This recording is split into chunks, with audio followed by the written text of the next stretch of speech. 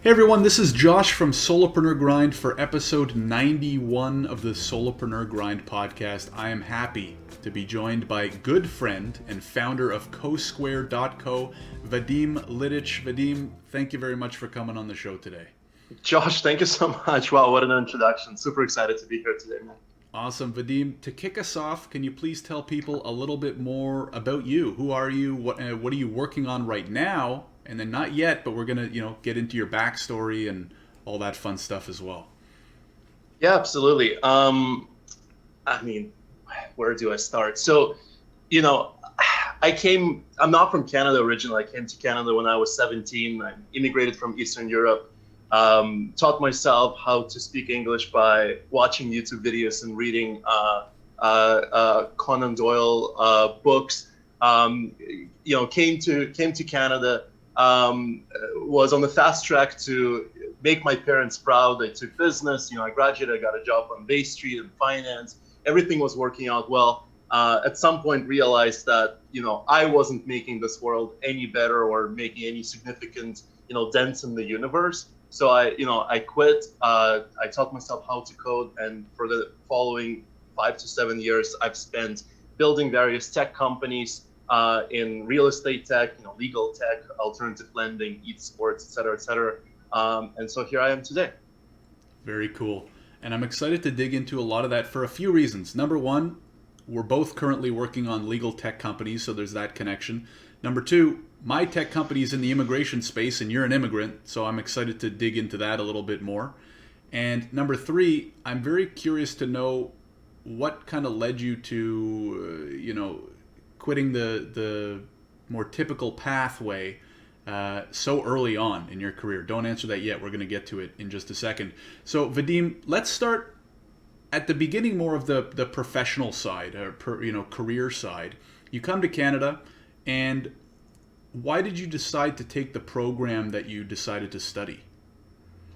Well, for a lot of people that grew up in Canada and they come from Canadian families, and finance-wise, they have a choice. I did not have a choice. I took whatever was cheapest on the curriculum. My parents just needed me to graduate. As I'm sure as a immigration attorney, the process to immigrate is you collect certain number of points by taking courses and then accumulating work experience, and that's the only thing that I genuinely cared about. Is how do I come to Canada, study, work, and not run out of money, so I have to come home halfway through and then live in regret for the rest of my life. So there was no, I wish I could give you a sexier answer, but it was really just to meet the ends,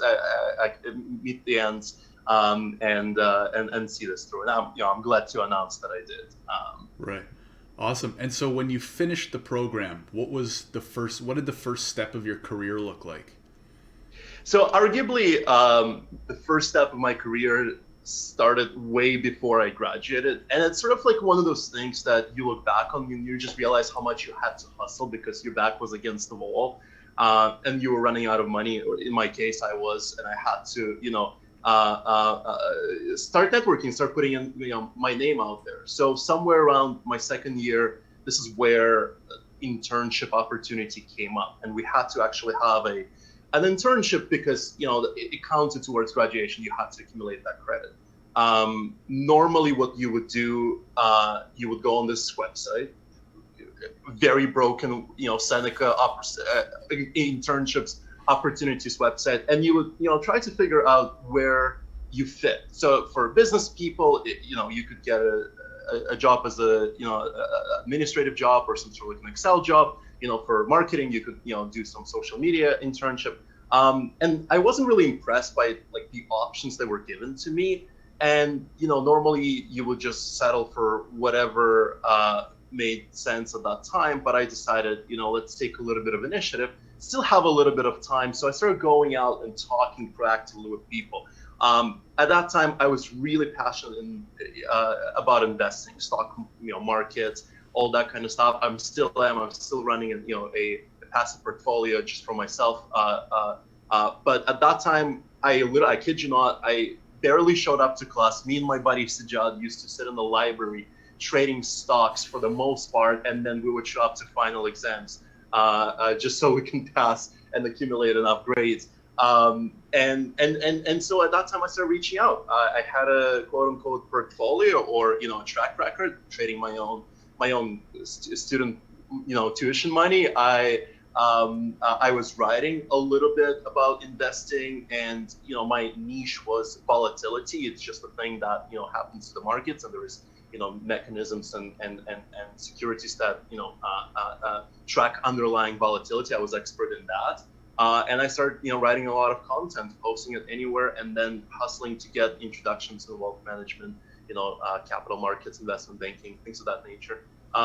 99% of those meetings never went anywhere, and it was really gut wrenching to get like a cancellation when you're already on your way downtown. Like Seneca College is, located way outside of downtown core, and so it would take me an hour and a half to properly wake up, prepare, go down there. I'm sitting in the cafeteria or in the food court, down in that office, and this person says, "Hey, can we reschedule?" It was really painful, but it also taught me that things that eventually matter to you and eventually lead you to success are not easy, right? And so, kind of looking back, I kind of admire, the resilience of, hearing so many no's.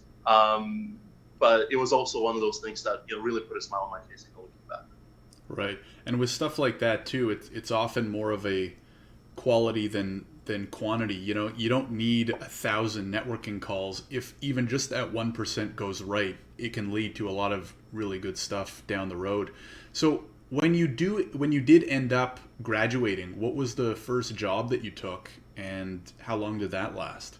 Yeah, so my job out of college was research analyst. I wish you give me way too much credit for saying that quality, should be more than quality. Quality should, precede quantity. I was telling everyone, literally anybody that would listen to me on the bus, in college, in the cafeteria, talking among mentors and professors. I would tell, literally, if you were hanging out with me at that time, you would hear the version of the following: "Hey, my name is Vadim. I'm a second year business administration, and by the way, I'm looking for an internship opportunity in finance. Do you know anyone I can talk to?" And so, by luck, literally by luck, I was in the Cineplex, and we were watching The Hobbit, which, if you ask me, I'm not a big fan of compared to the traditional Lord of the Rings. But anyways, come out. It's a Scarborough Center. Subway is closed. We took the latest viewing, so I think it was around 1:30 a.m. Subway was closed. I live far away. I started asking around. I say, "How do I get home? How do I get home?" This older gentleman comes up to me and says, "Hey, I'll give you a ride." And half of me was like, sketchy, 1:30 a.m. But the other half of me was like, you know what? It's Canada. I'm 60 years younger than this dude. I can probably force my way out of it, if something came up. And it's really cold. It's winter. And Canadian winters are not very forgiving. So I decided to take a shot. Halfway home, and he was driving. We were talking about politics and whatnot. He was asking me about Ukraine. That's where I came from. That's where a lot of geopolitical issues were happening at that time. So that was the conversation started. And then he just went, "Hey, I run this firm on Bay Street. Would you like to come down and meet the HR?" And I'm like, "Dude, this is awesome." So all of a sudden, like I changed like my entire narrative. I started, giving him little, tips and things of like what I was learning on, on investment. And he wasn't phased at all. He just appreciated the hustle. So he said, "Let's set up a call. You can come down, meet our HR. They'll give you a tour, and maybe, just maybe, there's an opportunity for you." And long story short, that's how I ended up. After that, graduating from college, started doing research analysis. Again, lots of hustle, right? I was graduating and the position wasn't there. And I was telling everybody, again, because of my PR, I had to have a job because you get a post-grad work permit and the clock is ticking. I needed to get a job. And so I created my own opening. I literally convinced this lady that was getting a promotion. And her and I still go back and forth, till this day. Such an amazing person, put me on early on, helped me, sort of like get all the proper paperwork. But, I literally said, "Look, if there's any way I can just like shadow you or whatever it is you need. Like, sounds like you're doing a lot. Maybe I can help out. I don't need any money as long as I have a status of a full-time employee. Yeah, I'll come work. And then she said, let me talk to somebody. And long story short, they figured out a full-time paid position, and it was actually nicely paid at that time. So that was my first job. Literally watching the markets. We were meeting a lot of investors that were putting institutional capital behind, Canadian, American, international stocks and bonds.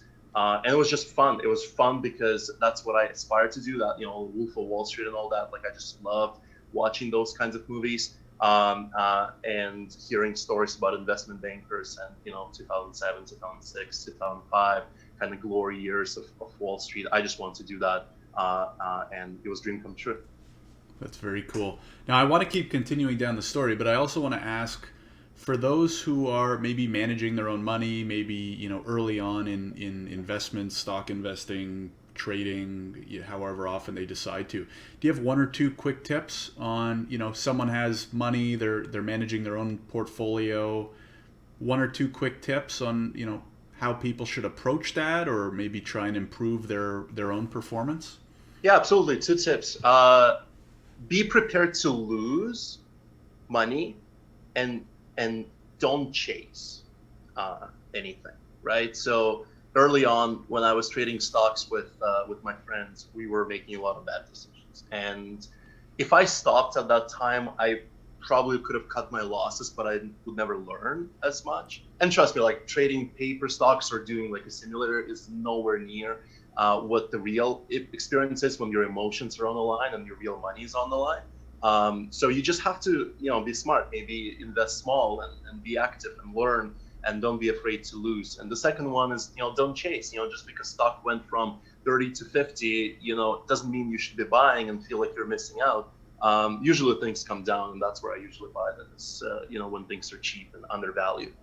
Everybody's got their own strategy, but definitely be patient, be prepared to lose money before you make more money, and learn a lot, and don't chase. Absolutely, that's great advice. So Vadim, I want to get to the part of the story where you mentioned in your intro that you felt like you weren't giving back or making the world a better place. Can you take us to that moment in time? Where were you in your career? What were you thinking? What were you feeling? And what ultimately led to that decision or that self-talk? Yeah, absolutely. I still vividly remember. It's one of those most important pivotal moments of my life where I was in this very apartment. I was looking out the window, and I had two career tracks that were sort of going in different directions. One was, because I really at that time got my status in Canada, and I could really go back to university and finally take whatever courses I wanted to take. One of the options was to go to a proper business school and then pursue the investment banking route. And for that, I had to either go to Queens or Western, and really, really go to the top school, and then potentially move down to New York, or Chicago, or stay here in Toronto, and just pursue that, just build my continue doing what I'm doing.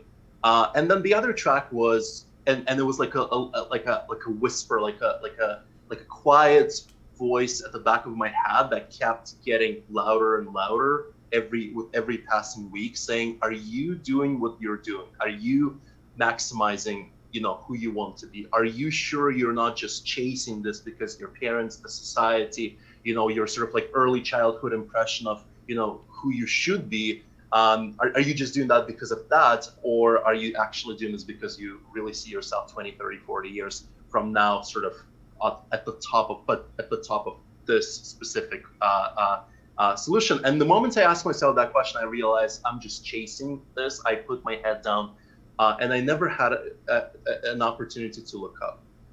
And with the status and everything, it's sort of like you got unchained, and you finally had an opportunity to reassess, take a step back, and say, okay, do I really want to even do business? Do I even want to work for a company? Do I even want to do finance? If today was my first day, what would I do? And I realized it wasn't investing, it wasn't stocks, it wasn't, working 80, 90, 120 hours, those famous sort of like Wall Street hours, and cutting deals and backstabbing people and all that. I really wanted to create. I wanted to give my artist side of me a little bit more room and back it up with my business degree.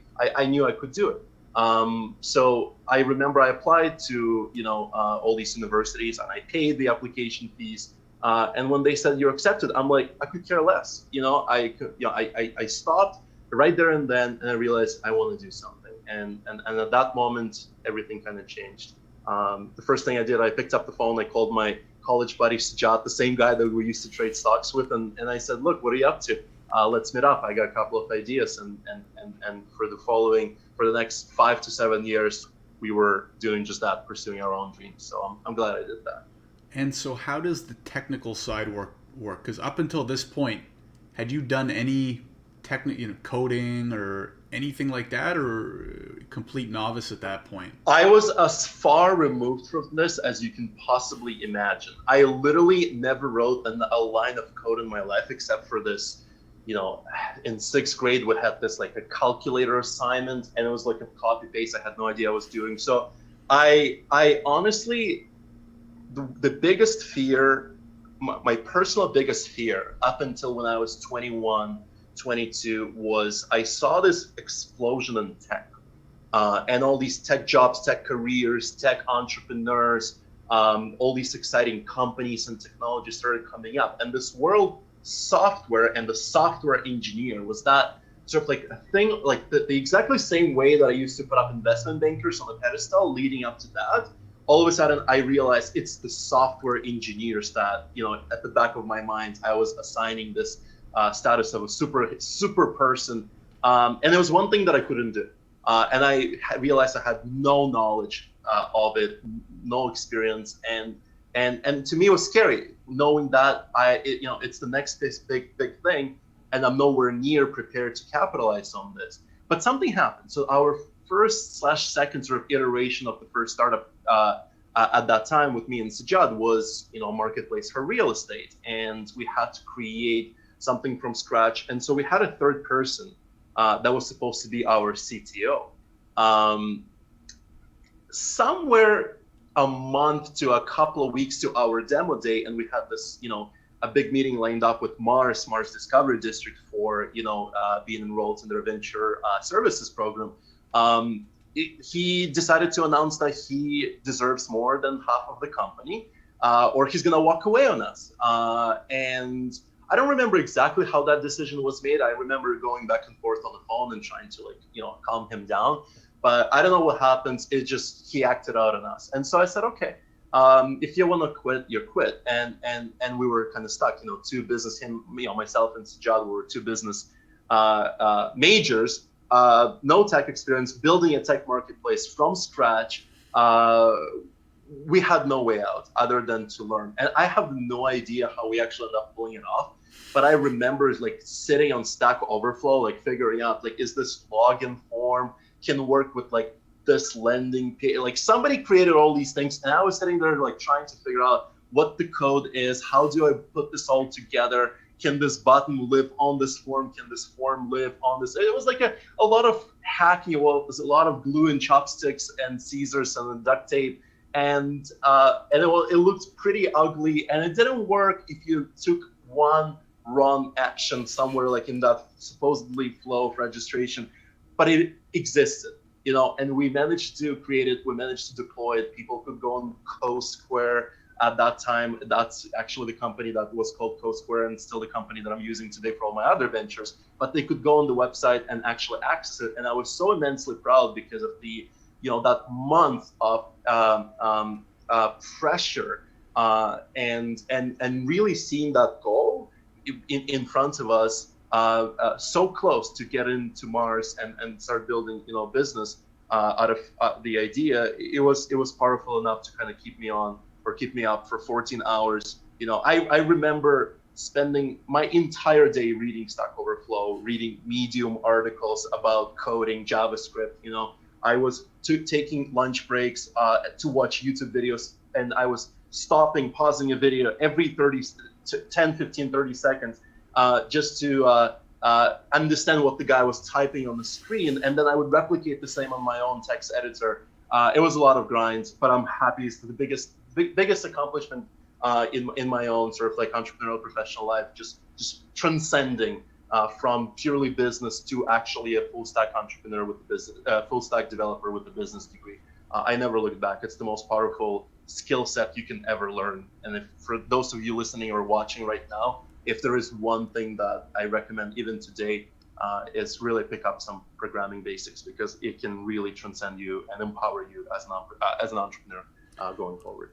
Yeah, it's a great message, because as a non-technical co-founder, I definitely feel a little bit disempowered in certain areas when I can't go in and change things or know what we can change or can't change, right? So even just knowing what is or isn't capable, there's a huge benefit to that. And don't, apologize for interrupting, but you also feel like you don't know if somebody says it's going to take a month, a year, or a week. And very early on, like, we realized that, when we went and spoke with some outsourced dev shops, and they said for this one page, it's going to take $30,000 and 6 months. And now looking back, I'm like, what a piece of liar. It takes 10 hours and literally, 500. Anyways, but that's the kind of knowledge you get when you truly understand. Right. Absolutely. So Vadim, if somebody was looking to get started, what would you recommend they do? Let's say someone like me was like, you know what, I totally agree. I'd like to learn some of the basics. What are some resources or things that you recommend that someone that, myself could do to start understanding the basics of technology, or, building apps or websites or anything like that? Yeah. I'm going to start by saying that the landscape changed dramatically since, I had to learn it. These days and today in 2021, you have an abundance of no code and low code application that did not exist at the time when I did it. The closest that we had was Squarespace and Fix, where you could drag and drop things, but they were predominantly landing pages. They weren't like a functionality rich platforms that you could build from scratch. These days you can do Webflow. You can use InVision to script a mock-up and use that to show to people. You can use Webflow to create sort of like an interactive prototypes with just drag and drop to the point where you deploy it. You can use, Unbounds to create, feature-rich landing pages. You can use Bubble or, whatever, a variety of tools to create apps and websites and platforms with very limited knowledge. But the way I did it was YouTube and Medium. So my first question was, what is going into the website, right? It was very analytical of me. I wanted to break it down. Okay, these are the things that you see are HTML and CSS. And these are the things that happen when you click on something. That is JavaScript. And then what happens next? How does that information get stored or processed? That's where your backend and your server. And once you understand, you start asking questions around that. What is the best way to learn HTML? What server, framework should I use? And I spent maybe about, a week just learning and reading. And when I say week, I don't mean like 10 hours, a week. I literally, my 80 hours a week, 100 hours a week was dedicated to just understanding this as fast as possible. And then I did I took the same approach that I took when I studied for my CFA, which is you have limited amount of time. So the perfection is not what you're after. It's the basic understanding that you are after, and the comfort of being able to put together something yourself. So you give yourself 6 weeks, 8 weeks, and then you say, I'm going to spend 2 weeks or 1 week on HTML. I'm going to spend 1 week on CSS. And I'm going to spend 4 weeks on JavaScript, and I'm going to spend 4 weeks on servers and databases. And then you're kind of going off of that and kind of learning, what is the database, what's the best database, and then you read the documentation. It's just a lot of nerd work.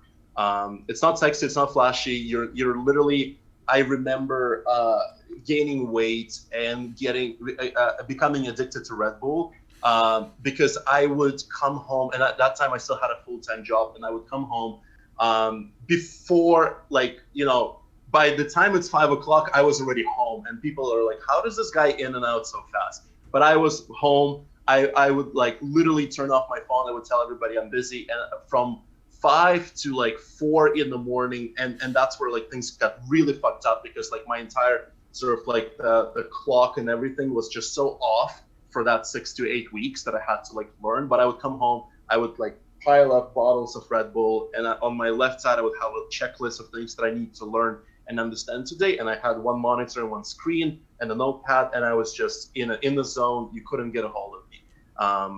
Yeah. Jeez. Now, based off that story and based off of the stuff that I see behind you, I have to assume that you're probably a pretty good, you're a planner, right? You're a strategist. You like to put things down and kind of like how you were just describing it, right? Breaking things up into sections, into pieces, so that you can figure out the best way to attack it, which I think is great for business, sounds like for technology as well. Do you have any recommendations for people? Because what I find is anytime I'm feeling confused or anxious or nervous, it's just a lack of planning, right? You just need to sit down, throw it all on paper, or, whether it's, a whiteboard, a piece of paper, a Google Doc, whatever. That's when I know I have to go back and do some more planning. Do you have any suggestions, or what's your approach to attacking these things, right? What is your strategy? And maybe since this project that you were talking about, maybe that's evolved over the years. Like right now with your company CoSquare, your current iteration of CoSquare, how do you attack these things? How do you strategize? How do you plan for your businesses?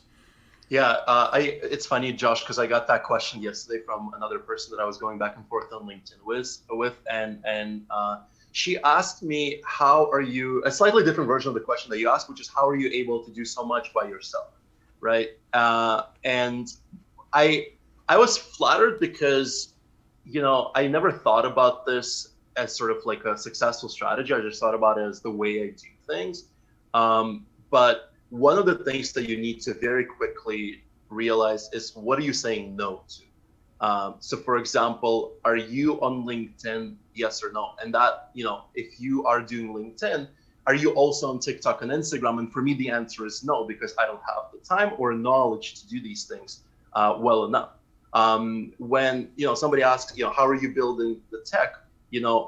I'm very quickly trying to figure out other things that already exist, or some things that I've already built, and I build on top of them instead of reinventing the wheel. So borrowing or copying instead of inventing from scratch is where you can save a lot of time. And then the third thing is really so know what to say no to. Know when to do something or not, don't do something, and then stop reinventing a wheel, and then play off of your strength, right? So like if you're amazing at certain things like sales, maybe you get somebody else to do your tech work for you. But I've experimented with two approaches, and both of them funny enough, they worked. When I started, what is it, 6 years ago ish, we did a lot of planning and very little execution. And we sort of spent weeks and weeks talking and creating lists, and my analytical side really got the sort of like, overwhelmed, like, it really got the better part of me, in the sense that was all I was doing. And but by the time we actually went out and spoke with somebody, we were already overanalyzed, over planned, over everything other than actual action, right? And so with the companies that are sort of followed, I tried to take a completely different approach. No planning, jump right in, let the market dictate, react to people telling you what they like, what they don't like. Don't overbuild, don't overplan, because you're gonna throw that plan away. Entrepreneurship is chaotic. Embrace that, right? And again, this approach worked to the point where, like exactly what you said. It's Wednesday, and you're like, man, there's all these things that you need to be doing. Which one? And then you basically become paralyzed. I realized the answer is somewhere in between. Do some basic planning, right? Like do some basic Sunday, and that's after this call, that's what I'll probably end up doing. Go for a walk, or sit down, like jot down high level things you want to accomplish. But then leave enough room so when it's Thursday and it's 7 o'clock and you've only done 3 out of 5 things, you're not punishing yourself for being behind on the to-do list. understand that things come up, understand that new ideas come up, understand that new opportunities, even within one day, you can get a call from a prospective client, and all of a sudden, all the things that you were planning are out of the window because now you just need to service that client. And then on top of that come up other things like, okay, well, now that I've serviced this client, can I leverage this into a testimonial, or can I, ask them to recommend, more clients to me? Should I be changing my website because the client said that, they were confused by certain things? It's very chaotic. But understanding that it is chaotic and allowing for that, I think is an important strategy, at least to keep yourself sane, right? Because it's very easy to go crazy and get overwhelmed, and yeah, it's really the both planning and then being reactive and creative in the moment. Absolutely. I couldn't agree more. The balance is key, and finding your own balance, right? Because your balance might be a little bit different from mine, right? We're all a little bit different. I want to kind of ask you kind of about the opposite as well, Vadim, which is how do you unplug, right? Because, we all work differently. We also take breaks differently. And I think it is almost as important to plan what you're working on, to also plan how you're going to unplug so that you do stay sane over long periods of time, right? We are in this thing as a marathon, right? It's not a sprint. So you mentioned maybe tonight you'll go for a walk, but I'm curious to hear, what do you do, if anything, on the health side, physical health, mental health? What do you do to kind of keep your head and your body in shape? Yeah, absolutely. So the first and the most important step was to forgive myself for not working all day, every day. I can't stress out enough how much I am battling within myself when I'm out there not working and my mind pushes me in the direction of, oh, let's check email, or, how come you're not following up right now? Why wait till tomorrow? And when you are working, you're like, oh shit, I'm not attending to my family or my friends. I haven't called back this, this person that promised to call back because, my mom, for example, who lives, in Ukraine, and sometimes that slips out. And then I feel guilty.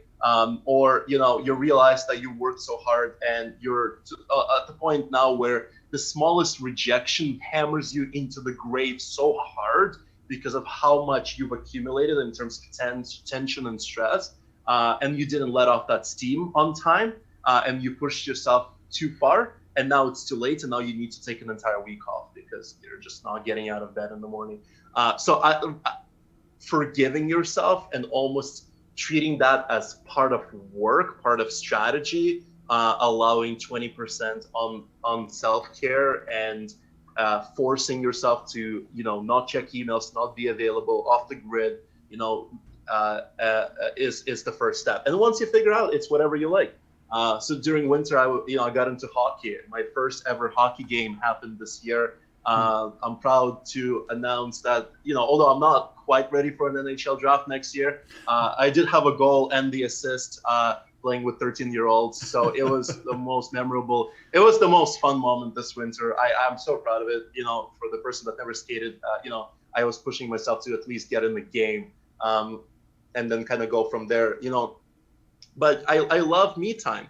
I love spending time with people, but me being introverted, sort of like, and I gear more towards sort of like, just quiet by myself. I'm generous with like, walks, and just listening to a podcast, like allowing me to be in my own head, or go play some video games if that's what you're into. I'm not gonna lie, like I love a good FIFA scramble, after a long day, because that helps me unwind. And also what I find is that if I skip on that, and I just work, and then I go to bed and wake up next morning, even though I sort of save 2 hours, I don't feel accomplished.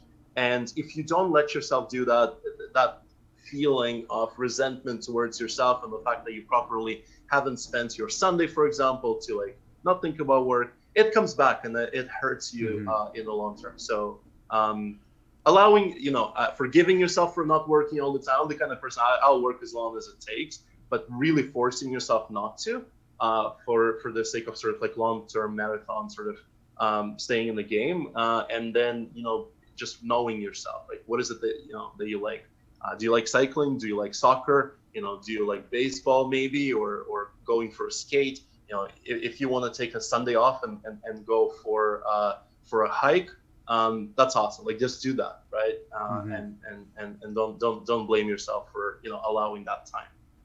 Yeah, I totally agree, and I almost think it takes us back to the quality over quantity thing, where it's easy, especially in the solopreneur or tech scene, to hear people talking about number of hours they're working per day, per week, whatever. But I really do think it's more of a quality thing, where sure, your absolute hours might come down if you take a little bit of more time off.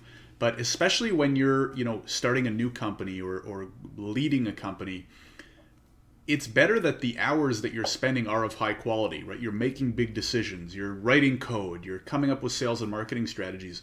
If your brain is at half capacity because you're not sleeping enough, you're not resting enough, you're not unplugging enough, I think that the quality of, even though the hours are bigger or greater, you're ultimately stunting the company's growth because you're not putting the most high quality hours of work in that you could be doing. So that's been my approach, and it sounds like it's very much connected with yours. Vadim, I want to spend kind of the last section of the podcast focused a little bit more on tech companies, because number one, you've been kind of living them for the last more than a couple of years, and number two, a lot of the people I have on the show are more traditional, we'll say, service business owners, coaches, consultants, etc., etc. Can you first tell us a little bit about, I mean, not that we need to define what a tech company is, but maybe talk more about the differences between a traditional company and a tech company, and what it's been like for you working in the tech space for, I mean, how many years has it been? 6, 7, 8 years now, just working on tech companies? Yeah, I think so. Yeah. Josh, I think, I remember a long time thinking about this as business, right? And it doesn't matter whether that's tech or service or, scalable, non-scalable, whether you're selling a product, whether you're selling an app. At the end of the day, a person that's able to create value and capture a portion of that value in the form of revenue is an entrepreneur. And then it just comes down to, are you printing, are you manufacturing, or are you writing software, or are you converting your own time and experience and knowledge into some sort of a value add that people buy into? So to me, there is no difference between tech and non-tech in the core, like in that nutshell. But I'll tell you other thing, which is when you are in tech, you're almost looking down on people that are not in tech. And when I realized that, it really opened my eyes on like, oh crap, like we're focusing on billion-dollar valuations and hyper growth, and anything that's like small, tiny, and unimportant, it's almost like we say, but we're a tech, right? Like we don't need to worry about the $10 difference on like margin, or how this particular client cared about this one transaction. As tech entrepreneurs, and this is really, I'm not saying it's a right thing to do. It's very bad. It's very wrong. You're sort of thinking in terms of scale and volume and growth. And the biggest revelation of 2021 for me was to take a step back and, go earn my $100 before I can earn my $1,000, before I can earn my $10,000, before I can think about billion-dollar valuations and scale and growth. And it made me so much happier. I've been starting businesses since 15, 14, and 2015, 2014, and we were always focused on go, scale, build big things, all these consultants, all these sort of like agencies that are just in a different world. They don't understand. But I've been making enough mistakes to sort of learn that business is business, and that's why I kind of started with that sort of creating value and capturing is the only thing you should really think about. Because for me, I was really lost. Like I want to tell you like this, couple of things that sort of transpired since I started. So the first startup was in real estate, and we took it to about 95% there, and then we gave up because like it wasn't as billion as we thought. It wasn't as exciting as we thought. It was a little bit more work. There's a little bit more competition out there. So we stopped and we pivoted towards or pivoted or moved on and joined other startups, starting doing venture capital tech, and then it ended up sort of taking that 95% there and then stopping and moving on to do alternative lending. And then the team was there and the product was there and the product market fit was there, but the revenues weren't coming fast enough. And it's already been a year and a half, so we kind of got it 95% there and then kind of stopped and moved on. And that's where like right now I'm finally at that point where I'm so grateful to have $100 in revenue, because I know I took it 100% there. And it's not anymore. It's not about the margins and scale and billion-dollar valuations and how fast we can raise money and how many articles on TechCrunch will be written about us. It's the joy of creating $500 of value and capturing $100 off that value, because I know tomorrow it could be 200, and then next month it could be 400, and then next year it could be 4,000 a day, a month, a year. And so that is just giving me joy. For everybody sort of like that's listening, that are starting out, right? Like understand that whether that's tech business or a typical service-based business, getting to your first dollar is really nothing. Like there's nothing like getting to your first dollar. That feeling you'll remember, that sort of like that email or that transaction that comes out of it, is the most precious memorabilia you will have as an entrepreneur going forward. It makes you so much more confident. It makes you so much more willing to take risks and double down on your strength and believe in your strategy, believe in yourself. It changed my life when I realized that. So if I was starting a business today, I think that was your original question. I'm sorry for taking it in this very different direction. But if I was starting a business today, I would sit down and just ask myself, okay, like what am I good at? What am I selling? Is that a problem? Ask all these questions, do some research, and then really say, okay, let me spend next year doing this, right? Like I had a talk with with one of the founders, young founder, first-time entrepreneur, currently in the corporate world, and he was asking me, Vadim, how do I start a business? And I said, why? And he's like, well, because I get to be my own boss, and it's gonna be great. And in my mind, I'm like, Ron, like all these like these traps start setting off. It's like no, you're not thinking about it the right way. How about 2, 3, 4 years grind, see no results? How about 80 to 100 hours of work with no return on investments for the next 6 months? How about uncomfortable conversations and daily rejections and admitting to yourself, your family, your circle, your network, that you're pivoting and you were wrong, but you're thinking about this new idea as more high potential and likely to bring results. How about that? Now what? Are you still thinking about starting a company? And if the answer is yes, then you are an entrepreneur. If you are thriving on chaos and rejection and proving people wrong, and then looking back and be like, damn it, I did it, and I did it by myself. It was within my means, and now I can grow it. Then by all means, go for a jump into a startup business. Start with $1, then 10, then 100, then 1,000. But if you are afraid and petrified with the sole thought of being rejected or not knowing what you're doing and admitting that you were wrong, then maybe you should just get a person to do this for you and just be number 2, number 5, number 10 within that company. You still get an exciting lifestyle of being, in the creative and not have that much structure and still changing the world potentially, but you're not taking on the whole stress and responsibility carrying that weight on your shoulders. Mm-hmm. Absolutely. And I love the way that you describe kind of that first sale. It's almost, and I've thought about it a lot as well. In fact, you posted about it on LinkedIn last week, and I commented with kind of my thinking, which is that I'll take it a step further and say it's almost like the closest thing that I've experienced to magic is like the first sale of your company, right? Because there was nothing, right? Before you made that sale or before you started that business, there was nothing, right? And you created this new entity, structure, whatever the heck you want to call it, product, service, and created money out of it. And it's kind of like that magical feeling of, making something out of nothing, which is really cool. And like you said, at least from my experience, you always remember the first one. It sticks around with you for a while, and it's a great feeling. And then it makes you want to get so much more of it, so it helps with that motivation. Vadim, this has been incredible. Really good insights. I want to end with a question on your current company. Can you tell everybody a little bit more, what is your current company? What does the company do?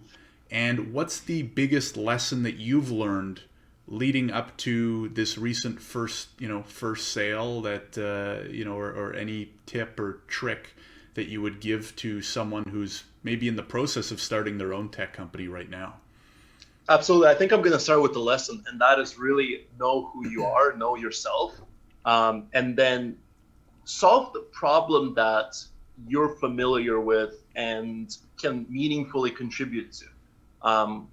Why am I saying that? So when 8 months ago, I think it was May 2020, I decided to leave a startup that I was part of in the alternative lending space and really start something on my own. I had no idea what I was going to do, but a lot of friends in my network were kind of pointing in the direction of sort of like legal industry being still, stuck in that 20th century, sort of like everything is inefficient and not a lot of innovation has happened. So I said, okay, great. And then, there was a lot of ideas, there was a lot of iterations, a lot of conversations. And we landed on something, I think it was September, we landed on legal services for startups.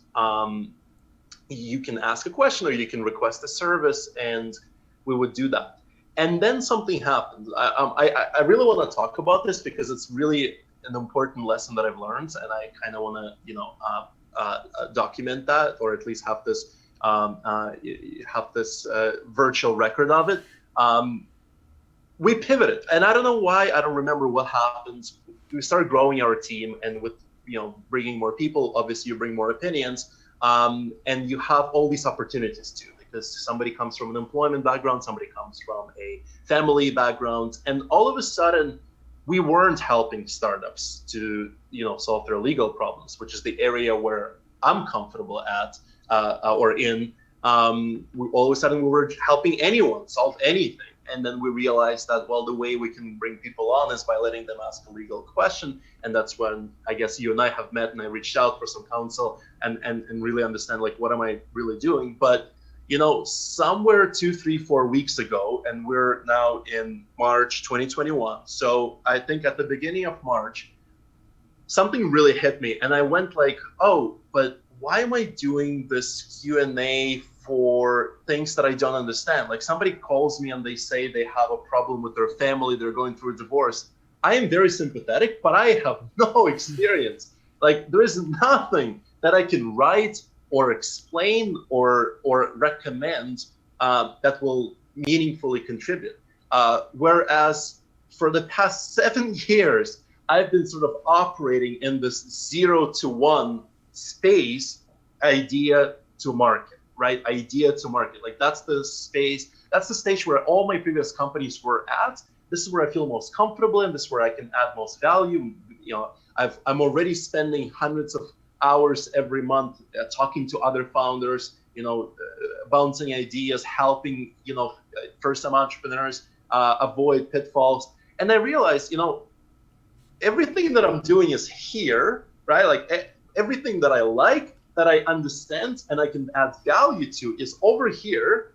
And all of a sudden, somehow, my business is over here.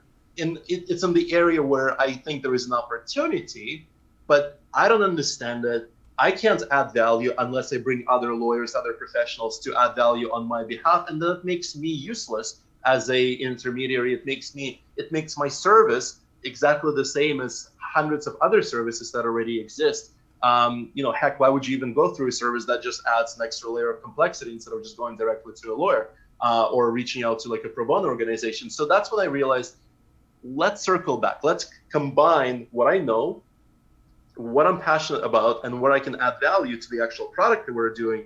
And I realized, it's that 0 to 1 for startups, but in the more legal space. So to answer your question, we're currently helping startups incorporate and register their businesses. They come to us usually with an idea, and then we I coach them and I try to help them understand, the structure that they should be using for their business. When is the right time to actually officially incorporate their business? And then after that happens, we don't just leave them with the business number and say, come see us in a year when we need to renew. We actually help them with the legal package. So we very quickly realized that a standard traditional sort of like incorporation package with all the shares and shared agreements and director resolutions costs $2,000 to $3,000 to more recently I've heard $5,000 number from a person that came to us as a potential client, and we can do it for $99 because of how much we can actually leverage technology to automate a lot of that previously manual work. So if we started offering these incorporation packages for startups, but then I also, because I love the space, I love the stage, I love this inception moment, I say, hey, now that you've incorporated, or even if you're thinking about incorporating 6 months from now, let's talk. How are you doing your product? What are some of the mistakes you're making on the marketing side? How are you interviewing your customers? And all of a sudden, you're not dealing with customers, you're dealing with friends, which is like my pipeline and like our client acquisition strategy really just basically came down to just me doing what I'm already doing. And then at the end mentioning, hey, by the way, if you know anyone, or if you're looking at that sort of service yourself, you should probably consider. But yeah, so just to be kind of conscious of the time and everything, the biggest lesson is, don't go and pursue ideas that you don't know about or can't add value. Look inwards, ask yourself, what am I feeling most comfortable with, and go really deep into solving those problems. Awesome. That's really great, Vadim, and there's a lot of insight, even just like a step below the surface of your answer. There's so many takeaways, so this has been really great. Vadim, thanks so much for coming on the show, sharing the story, sharing the insights. If people want to learn more about you or get in touch with you or follow the company, where do you recommend that they go?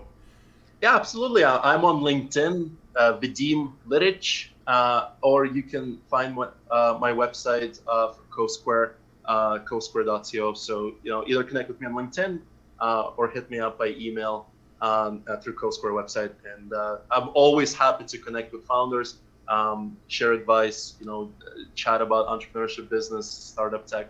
And if you're looking to register your business, keep me in mind. I'll give you the best deal in town. Absolutely. And we will link to the LinkedIn, to the company website in the description, whether you're listening to this on the podcast, checking it out on YouTube. So make sure to check the description for that. Vadim, thank you again for coming on the show. Really do appreciate it. Thank you for having me. It was a pleasure.